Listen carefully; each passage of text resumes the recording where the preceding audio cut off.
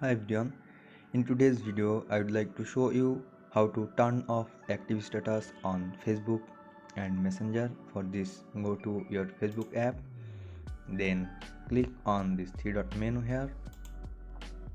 Now go to setting and privacy, click on settings, scroll down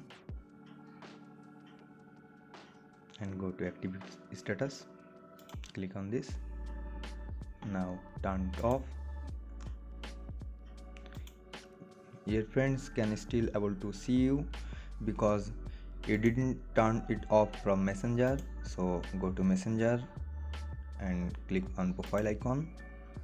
Now click on active status and turn it off until I change it, or you can choose for an hour, for 8 hours, until and custom until I change it.